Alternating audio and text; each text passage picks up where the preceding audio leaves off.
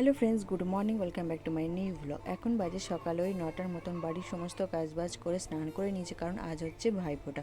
সকল ভাই বোনেদের জানাই অনেক অনেক শুভেচ্ছা ও ভালোবাসা। তো যাই হোক, মা কালকে চলে গেছে ভাইফোঁটা দিতে, কারণ অনেক বছর পর কিন্তু মা ভাইফোঁটা দিতে গেছে, কারণ আমার জন্য মায়েরা যাওয়া হয় না। তো আমাদের বাড়িতে একটা বিপদও ঘটে গেছে, খুব বড় একটা বিপদ। জানি না কবে ভগবান মুখ তুলে চাইবে, কবে সমস্ত কিছু ঠিক হবে। তো মন মেজাজ কি বলবো, কোনোটাই কিন্তু ভালো নেই। তো যাই হোক, তারপরেও ভাবলাম যে না, একটুখানি ভিডিওটা করি, কারণ আজকে ভাইফোঁটা বলে কথা। মেয়ে চাটা খেয়ে ওদিকে খেলতে বসে গেছে। আজকে পিসিমণি আর আমি দুজনে মিলে একসাথে কিন্তু রান্নাবান্না করছি, যেহেতু আজকে ভাইফোঁটা, সেই জন্য। এদিকে বেগুন ভাজা, পটল ভাজা, আলু ভাজা সমস্ত কিছু হয়ে গেছে। এদিকে দেখো মুগের ডাল হয়েছে, তারপরে ফুলকপির তরকারি হয়েছে লুচি খাওয়ার জন্য। আর পিসিমণি লুচিটা সমস্ত কিছু মেখে আমাকে দিয়েছে।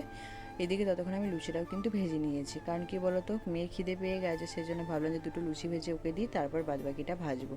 তো মেয়ে আমি দুজনে কিন্তু খেতে বসে পড়েছি। অনেক কিছুই দিয়েছিল পিসিমণি, কারণ খেতে আর ইচ্ছে করছিল না। তো যাই হোক, তারপর একটুখানি খেয়েও নিয়েছিলাম। তারপর বাবা নিয়ে এসেছিলো মাটন, সেটাকে ভালো করে ধুয়ে ম্যারিনেট করে রেখে দিয়েছিলাম। তার সাথে চিকেনও কিন্তু নিয়ে এসেছিলো। রান্নাবান্না খুব তাড়াতাড়ি হয়ে গিয়েছিলো আমার। তো যাই হোক, তো এইদিকে দেখো আলু ভাজাও কিন্তু হয়ে গেছে। তারপর ভাবলাম যে না, মাটনটাই আগে বসিয়ে দিই, কারণ মাটন রান্না করতে একটুখানি দেরি হবে, সেই জন্য। আর এইদিকে দেখো পিসিমণি ভাতটাও কিন্তু বসিয়ে দিয়েছে। তো যাই হোক, একটুখানি চিকেনও রান্না করেছিলাম। তো কেমন লাগলো ভিডিওটা অবশ্যই জানিও।